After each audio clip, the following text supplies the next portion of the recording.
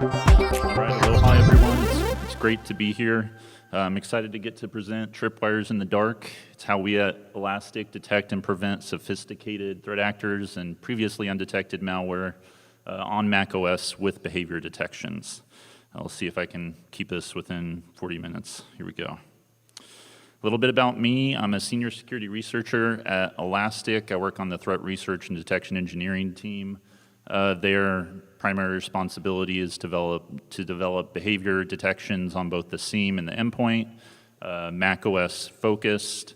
And then aside from that too, I do a lot of driving of the feature and capability development of the Elastic Agent, again, specifically for macOS. And then alternating there on the military side, I've been in the Army National Guard for coming up on about 10 years. Primarily all of that in the cyber branch on a cyber protection team, so a lot of incident response experience there. If you don't know me by my handle on X, DefSec Sentinel, then you may know my work surfacing threats like Candy Corn, Rust Bucket, Joker Spy. You can check those out on the Elastic Security Labs publication website if you want to learn more about those.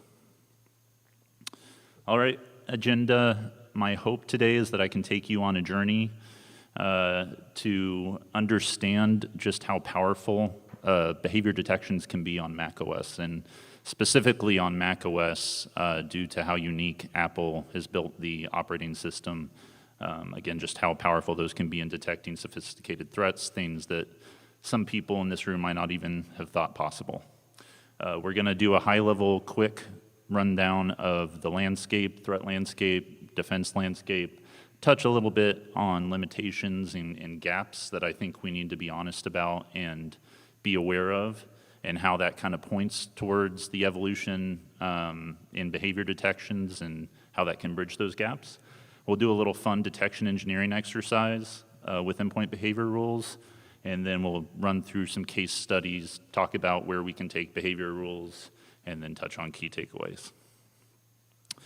All right, so macOS threat landscape overview, just some adoption trends, things like that. So adoption continues to grow. I think we're all aware of this. This is from StatCounter. You can see in the purple line there beneath the windows up top that macOS is steadily climbing. When we look at deeper at that in terms of the verticals, the specific industry verticals, we see it's not just for the creatives anymore, right? We see an increase in the sensitive verticals where users have access to sensitive data in systems, in verticals like software development, finance, and the enterprise, especially C-suite level individuals, which is, another reason why we've seen so many info stealer talks. There's a lot of loot there. Of course, with increase in adoption, we expect to see an increase in malware year over year, and in the past couple years, it's been jumping up, it's been skyrocketing, and this is AV test here showing the malware unwanted applications growing year over year, so yeah. And then, these are just headlines from like the past year or two, but campaigns and payloads are purpose-built, right? Targeting macOS users all over the world, from those basic information stealers to multi-stage nation-state level attacks. Lots of money and development time is being poured into targeting macOS. And I think that reinforces the need for us as macOS defenders and researchers to step up our game. There's a lot of advanced attacks. I think Patrick's talk will touch on this later, but there's a lot of advanced stuff out there that a lot of people haven't caught up to yet that I think we need to be aware of. Okay, so let's touch on what our defense landscape looks like. I think it's important that we have a cohesive picture of what that looks like, from security controls to security products. So macOS has improved quite dramatically over the years. You can see here at this timeline, starting with things like File Vault, Gatekeeper, SIP, TCC, right, all the way up to launch constraints, which came out recently. Apple has shown a really strong propensity to protect user data and protect their systems and files, which is great. And it can go a long way in detecting and preventing basic commodity malware. Also incredibly important, as we'll see later on when we get into the detection engineering stuff, but it's system telemetry. So macOS provides the Endpoint Security API. You may know it as ESF. It's essentially a security event subscription service software that we utilize to gather relevant data like process, file events, things that Apple provides. And then there's the unified logs, which is kind of a catch-all bucket of system telemetry data. You can get things like application logs, additional security logs, things like that. I think we also need to touch on macOS endpoint detection and response tooling too, as that thankfully is becoming more prominent in enterprises today, and I think it needs to be. In order for us to understand the complete defense landscape, I think it's important for us to understand the core components of that. macOS EDRs can usually be divided up into pretty much 3 core functionalities, that being YARA, so usually file and memory-based scanning, Mako machine learning models, and telemetry of some sort. Usually that's endpoint security events and unified logs, some sort of collection of those. And those are usually processed on the endpoint, sent to a SIEM or control console of some sort, right? But there are limitations and bypasses. With any of these wonderful macOS security controls and all of these wonderful EDR features, there are limitations, shortcomings, and obviously bypasses, and threat actors have become super adept at navigating those. And none of those in and by themselves are a silver bullet necessarily.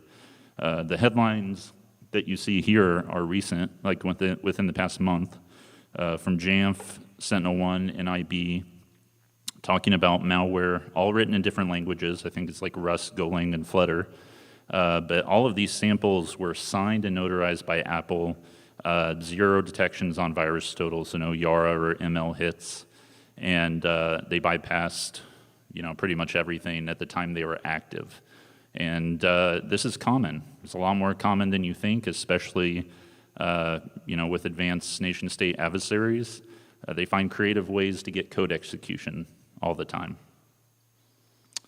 Here you'll see this is a diagram that breaks down macOS security controls at a high level and how they work. But from a threat actor perspective, like bypassing YARA is not entirely difficult. The YARA X that's coming along, that's going to go a long way to help, but a lot of security products don't have that implemented yet, since it's relatively new. But yeah, YARA detects what's known. You can test against it. It usually requires a pretty stringent development pipeline for you to upkeep all your samples and create new rules, right? And if that's not in place, you're going to miss stuff. And it's usually not effective against script-based type payloads like the DPRK likes to use Python lures, Node.js stuff, right? It's not usually effective against that. Then for Gatekeeper, in most cases, if your payload is signed and notarized, it's going to sail right through Gatekeeper. You're not going to have to worry about those checks necessarily. And if you're using a Python application or Node.js application, right, like we see with a lot of the APT-style lures and initial access campaigns, you're not going to have to necessarily worry about Gatekeeper's checks either. And then, a lot of samples like to use tools like curl or nscurl because when you download a file that way, it's not subject to those checks. So we can bypass that. And then TCC, we see this with a lot of info stealers, right? They'll spawn within the context of something like terminal or an application that already has the access to those files and folders, so they don't have to prompt the user necessarily all the time. So you can do that, get that context, and we see too users just granting these permissions for a variety of reasons. Prompt fatigue. Some of these info stealers will prompt you until you lose your mind, and just grant those permissions. Lack of education. There's a lot of different reasons there. And then for SIP, just protects system resources. files. So if you avoid those right, you're probably going to avoid getting blocked by SIP and having to deal with that. So you can start to see kind of a threat actor sized hole, right, in these controls. They're all definitely important. You know, they can be powerful, but like I said, threat actors are adept in kind of navigating these and finding the little seams to slip in. And I'd say too, a lot of these bypasses and limitations sometimes fall down and flow down into EDRs as well. So like using us as an example, Yara scanning Mako model, right? With Yara signatures, if XProtect doesn't find it, if something gets signed and notarized, not always, but odds are that your Yara signature collection is probably not going to hit on anything, right? So we can sidestep that. And then for the Mach-O model, essentially models just look for static features in files and binaries. You know, does it match what I qualify as malicious or not? And there's, you know, techniques like packing, obfuscation, the recent extended attribute smuggling technique that IB found. They go a long way in avoiding ML classification. It's not a magic thing there, not entirely difficult to avoid model classification. So we can bypass both of those. Defense in depth is incredibly important. I'm not trying to like disparage any of these things, but I think we need to be aware that you know, even all of these together, there's still holes there that threat actors manage to find regularly, especially if they're motivated. So that brings us to behavior detections and what I think is the kind of solution here to fill those gaps. We'll dive into definition and some requirements, advantages, things like that here. All right, definition time. I know this isn't entirely fun. We'll read it and break it down real quick. So this is my definition for behavior detections, so you might have a different take on it, but queries or signatures that monitor and analyze actions or sequences of actions to identify malicious activities by a system or software, most often via detecting deviations from established or perceived norms. So to break that down, queries or signatures referring to the language you use to query system telemetry data, so you know, ES data or unified logs, that monitor and analyze actions or sequences of actions to ID malicious activities by a system or software. Essentially, every meaningful action on a system has consequences and produces artifacts in some way or another. And being able to sequence those chains of actions or events together to create a fingerprint or a behavior rule is super powerful, as we'll see very shortly. And then most often detecting deviations from established or perceived norms. Many, if not most, all of the behaviors threats and their tools exhibit, intentionally or unintentionally, deviate from normal user or Apple prescribed behavior, believe it or not, especially on macOS. It's very unique. So what are some advantages of behavior-based detections? Hopefully some of these will be kind of obvious, but first and foremost, it's a proactive defense mechanism. Right? So previous behavior rules that I've written, detections, can fire on future malware samples that we have not seen or have not been released. And we'll see that here shortly too. It inflicts maximum adversary cost. So it forces them to expend the most time, energy, and resources to evade. Go check out Dave Bianco's Pyramid of Pain if you're not familiar with this concept and how this works. But this forces the adversary to make decisions that they normally wouldn't have to make. It's payload agnostic, so kind of tying into that first thing, doesn't matter what the language is, doesn't matter what they retool it in, right? Those behaviors are static. If they do that thing, we're going to detect it. And then I think it bridges a critical gap in that defense landscape, kind of fitting in between the ML, Yara, and those security controls to close that gap that exists that we see threat actors fitting into time and time again. And then it shapes adversary actions. This is something we don't always think about, and isn't entirely discussed, but you create a behavior rule, it forces them to do something different, right? You're forcing their hand, and you create enough behavior rules, enough behavior detections, you're forcing them into a box, and you're giving them a very narrow lane to success. All right, so there are requirements for behavior detections to implement effective, resilient, robust behavior detections, some things you need to have in place to make them effective and to be able to kind of inflict pain on the adversary. Number one being quality data collection. That doesn't mean ingesting every single endpoint security event under the sun. A lot of people think that's what that means, and it's not. Also not ingesting just a basic subset of ES events. You don't need every endpoint security framework event to detect 99% of the attacks out there. You just kind of need to be tactical about it and understand the data and what you need. Understanding of normal behaviors, obviously, or practice on macOS. You need to understand how macOS prescribes developers to do things, how the operating system works. Services daemons, having an understanding of basic macOS internals will help you be able to spot things that stand out against that, which the vast majority of what these threat actors are doing does. Expertise in the threat TTPs, again, you need to be keeping up on what these threat actors are doing, staying on top of it, staying on top of the latest payloads, methods, things like that, to be able to understand that and then combine that with your understanding of macOS. Advanced analytical tools with the ability to sequence and correlate data.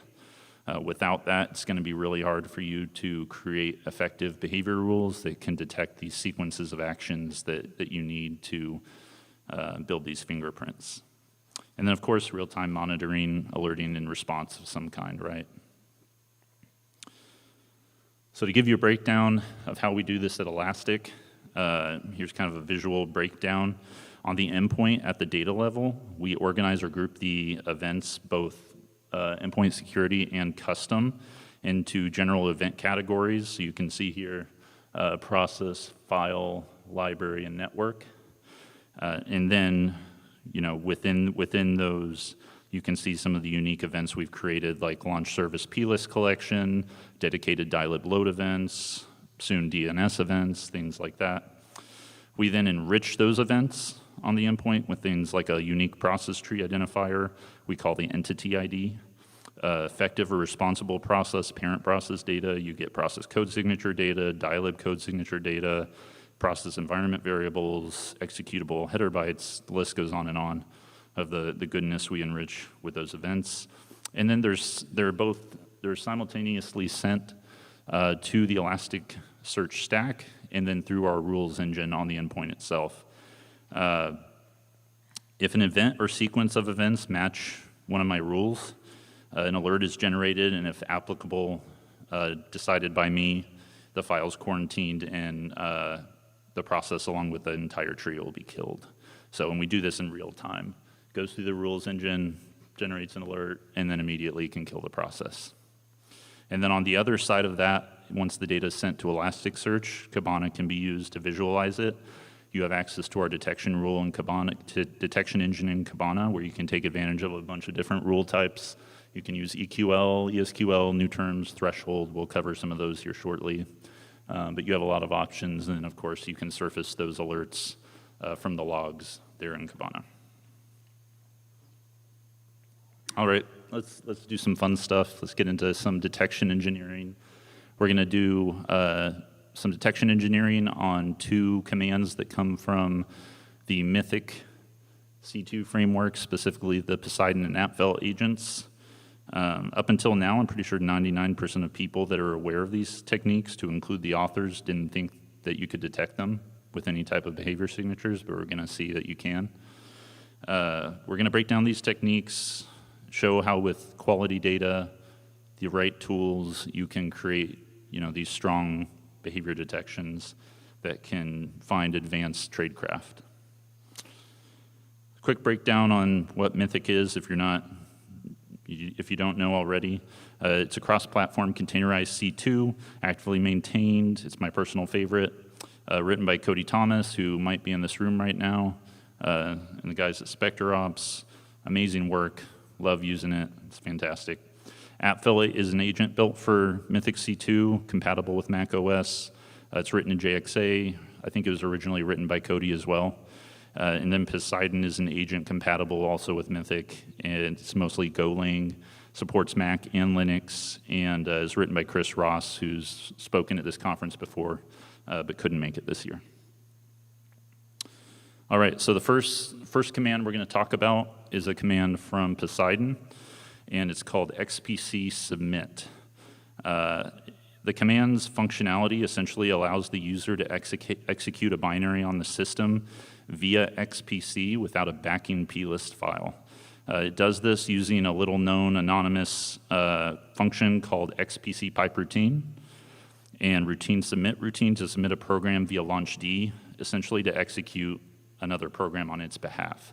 So this diagram kind of breaks it down. You have your binary over there, submits the xpc pipe routine, launchd receives the keep alive job, tasks its little helper xpc proxy, says I want you to execute this for me, and then executes said binary. It's a defense evasion technique, right? It breaks the process execution chain, so you can't connect the execution of that binary to that binary, and makes it appear as if a normal user launched it on the system. Pretty cool. I tested the command by executing like a very basic stripped down obfuscated dropper Poseidon payload to download my full Poseidon payload with all the commands via curl, and then use the xpc submit command to execute my second stage payload. And when you look at the execution of the second stage payload, this is Elastic's process analyzer view. This is all you see, right? And this is that second half of it. So you don't see the original payload executing this. So I was a little disheartened when I saw this at first. But seeing this, I then set about analyzing the events collected from executing the technique to see if there is anything I could glean or observe or lock onto to find this, something unique. When I looked closely at the process events, I found something super interesting. Remember when I said threat actor activity usually stands out against established norms? Well, I observed launchd spawning its helper xpc proxy to invoke itself. Usually when launchd spawns xpc proxy to execute another binary like that, you'll get the actual object of the binary that you're looking to execute. So it'd be like com.apple.whatever or com.blackbox something. But instead, in this case, it was xpc proxy invoking com.apple.launchd, which is interesting and something you don't observe normally that happening. So I also noticed that the process ID of xpc proxy in this strange case matched the process ID of the full Poseidon payload I had tasked launchd with executing. So I realized I could fingerprint this activity, create a behavior rule to detect it. Essentially, we can sequence by the unique process tree ID with a max span of 3 seconds, because this happens really quick. And I can then look for the process event where process type start, event action exec, process name is xpc proxy. The process args contain the com.apple launchd invocation, and the process parent name is launchd, and then followed immediately within that 3-second time window by the execution of the unsigned or untrusted process. And voila, unsigned or untrusted binary launch via xpc pipe routine. So we've got a tripwire set there. So like I said, we're detecting the technique, focusing on the outcome of it. We could obviously create additional rules to look for this technique being utilized to execute things like curl, OSA script, etc., instead of just an unsigned or untrusted binary. But yeah, so let's move on to another technique now and see what we can do there. This is one I think is really cool. If you're not aware of it, it's probably one of the most effective and cool evasion techniques out there today. It's implemented in both the Poseidon and AppFell agents. It's called in-memory JXA loading and execution. The JS import, it's a two-part command essentially. The JS import command allows you to specify a JXA script or payload, and it loads the script into memory, assigning the contents to a variable. And for those of you who didn't know what JXA is, it stands for JavaScript for Automation. It's a scripting language that allows you to automate tasks, control applications, do things with JavaScript. And then the JS import call allows you to specify a function to call from within that JXA script in memory in order to execute it and do things on the system. All of this obviously takes place in memory. Super cool. So I, kind of naively at first was like, can I detect this? Not really expecting this to go anywhere. There's never been any detections for it before, static or otherwise, but I went ahead and detonated it in my lab. I looked into, I used a situational awareness JXA script called Health Inspector, also written by Cody, and I called the main function of the script to execute its contents. It returns the output to my Mythic C2 console. And since all this takes place within the process memory, you would think there'd be absolutely zero evidence, right, on the system, and in almost every circumstance you would be right. But in a recent version of Elastic Defend, me and my colleague debuted a first of its kind dilib load event, complete with dilib code signature data, process code signature data with the ability to sequence it across any other event on the system. So I decided to take a look out of curiosity at what dilibs my payload was loading into memory. Two libraries stood out to me.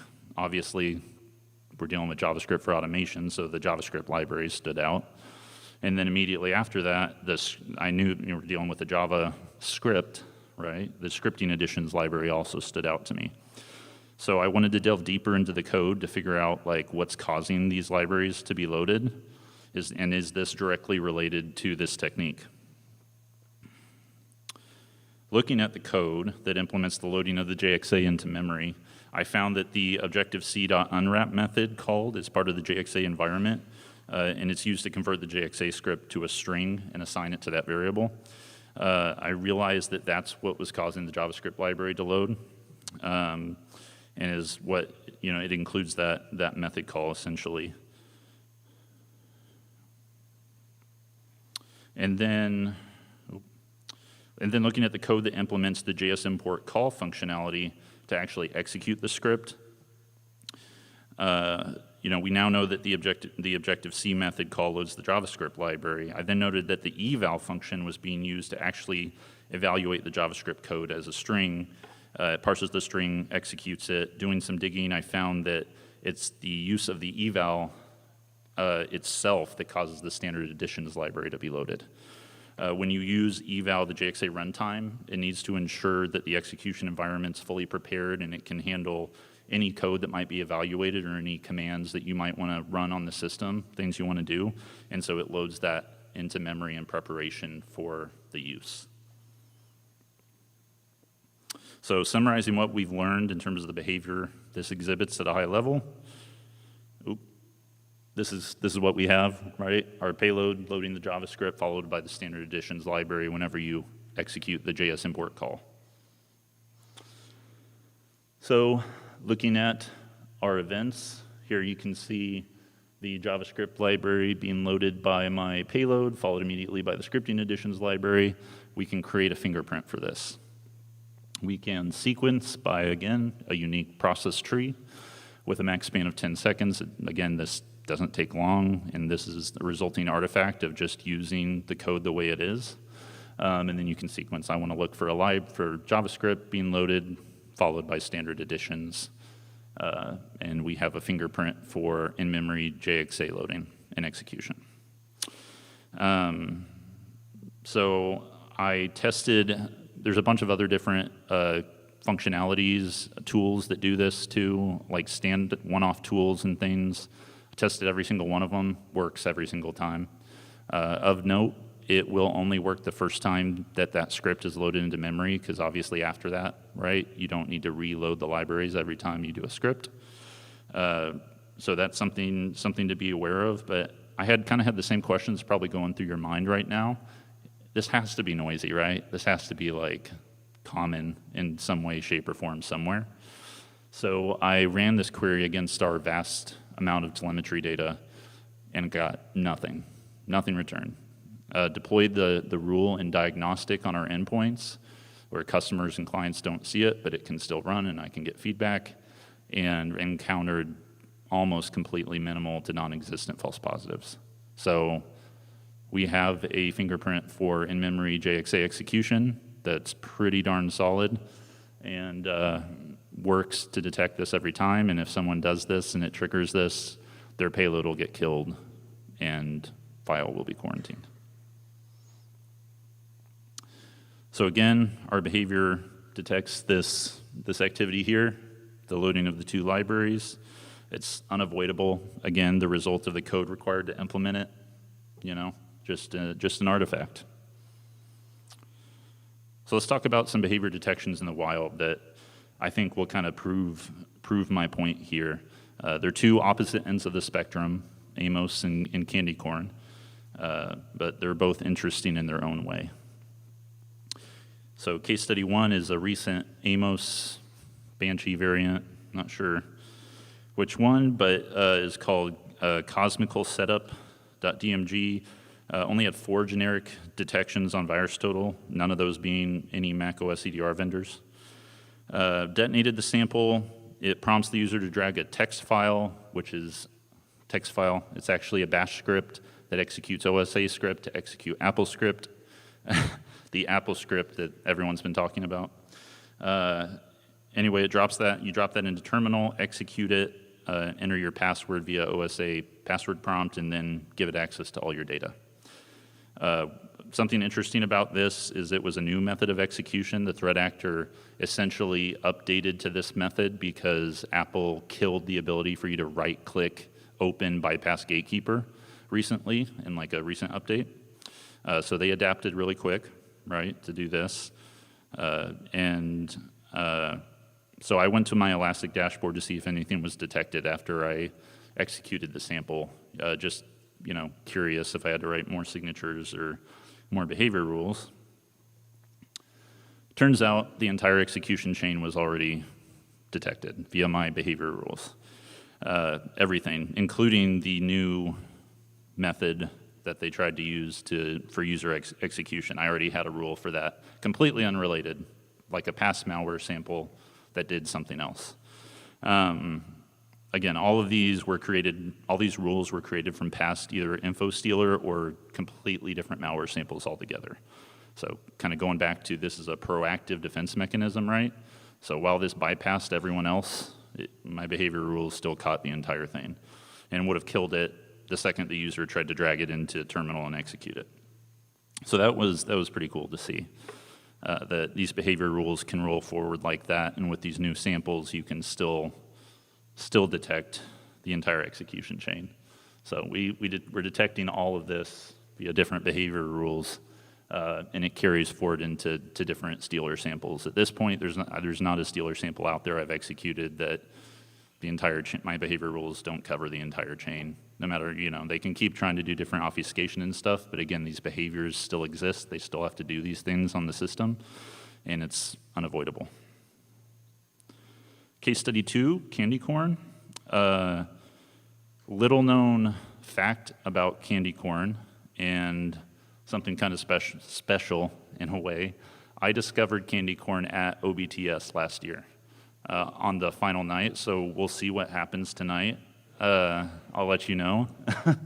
But I found candy corn on the last night last year, and went forward, analyzed it, wrote it up. So for those of you that aren't aware of candy corn, again, we believe the malware, the intrusion, we attribute that to the DPRK, specifically, like Greg mentioned, Blue Noroff, that group.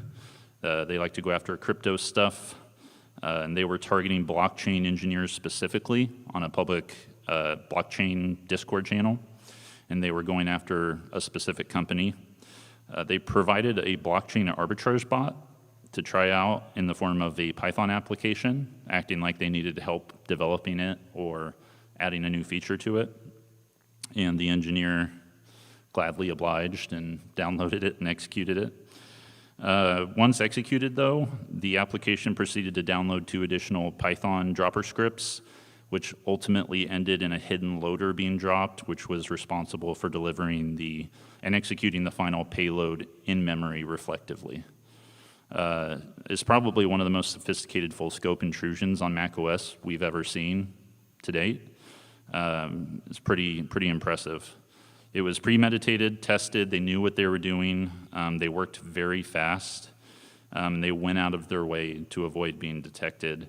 Payloads were custom developed, nothing was on any platform anywhere, and without one single behavior rule that I wrote 1 year prior to the intrusion, we never would have seen them, never would have caught them, and these campaigns would have kept going without the community being aware. So yeah, one single rule that I wrote a year prior, I detected them right here at this stage when they went, ironically, super ironically, I detected them at the most sophisticated stage of their intrusion with a really simple behavior rule that I created. I detected them reflectively loading their binary into memory. A year prior, I'd read up on Justin Bowie's article on reflective code loading using NSObjectCreate, and wrote a very simple detection here. All it does is look for the temp file created by that reflective loading method. Very simple, looking in specific suspicious file locations, and that's what tripped it. That's what I saw that night. The moment they did that fired and let me know that they were there, and I'd never seen that rule fire in the entire past year I'd made it. So that tipped me off to what was going on. When we did upload payloads to VirusTotal, no one detected them in any way, shape, or form, as you might expect. Of course, now we detect the full scope of this intrusion, Yara, Mako model, slew of behavior rules, but it only took one to sink it. The ability to detect the Python initial access droppers that the DPRK has famously been using only came about recently, though. They like to use these Python application scripts as their tooling of choice. I wrote up recently an article, Code of Conduct, and what their methods are for these initial access lures, so check that out if you haven't. But you can see additional write-ups here detailing these campaigns that use these script-based applications to gain initial access. In the case of Candy Corn, of course, they use these 2 dropper scripts to pull Python scripts from Google Drive. They use Google Drive because it's whitelisted everywhere, and they can, via APIs, very easily control the payload hosting and things like that.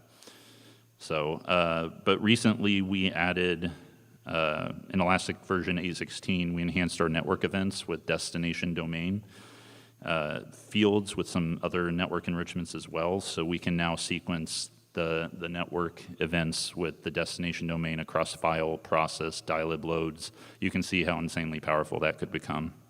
So now we're able to detect these attacks and prevent them, which is really cool.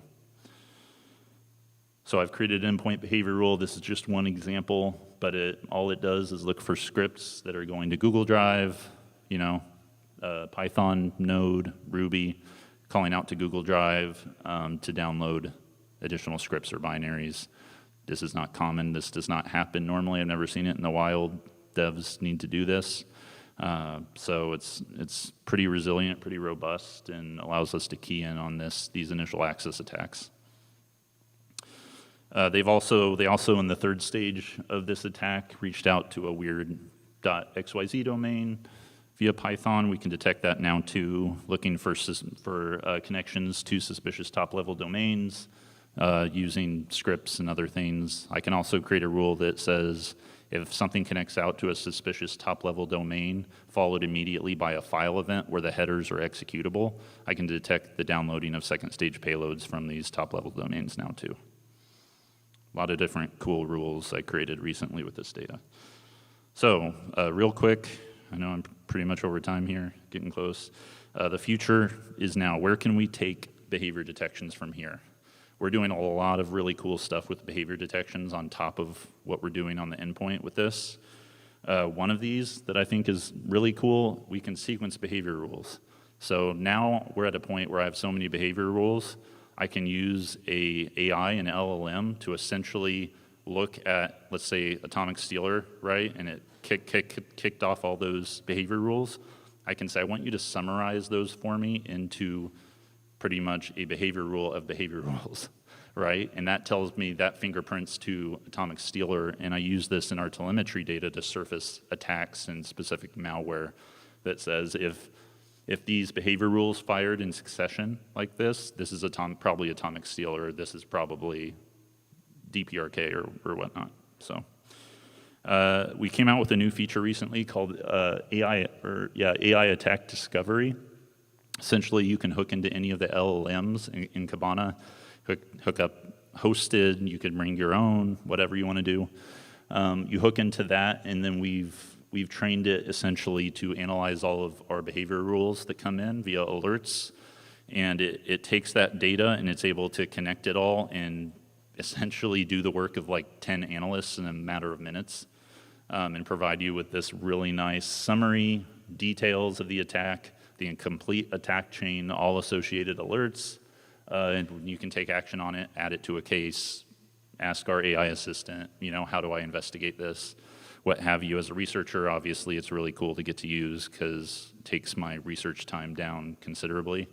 I just have to detonate the sample, behavior rules roll in, I say analyze it, it tells me what's going on. So it's pretty cool. User behavior analytics rules, we have the ability with new terms in Kibana. We can essentially say for a certain behavior, if this is the first time you've seen this in 24 hours, send up an alert, right? Or if you've never seen this behavior used by this user in a certain time period, send up an alert. We also debuted recently reputation rules, so I can create behavior rules, or I can take my current behavior rules and say, malicious reputation binary drop via archive utility, and we can have the ability to check against like VirusTotal, other services to see if it's already recognized and then kill it. So just another kind of level on top of that. All right, close this out. So I want to reaffirm Elastic's commitment to our community, to our users, to all of you. I'm going to continue to push the boundaries of defense on macOS, impose costs, burn down campaigns like I like to do, and then share what I find with you guys. I think we're one of the only EDR, XDR companies that's completely open source, that you can actually go download, use yourself. Don't take my word for it, don't take our word for it, go try it out. I'll tell you how you can do that here in a sec.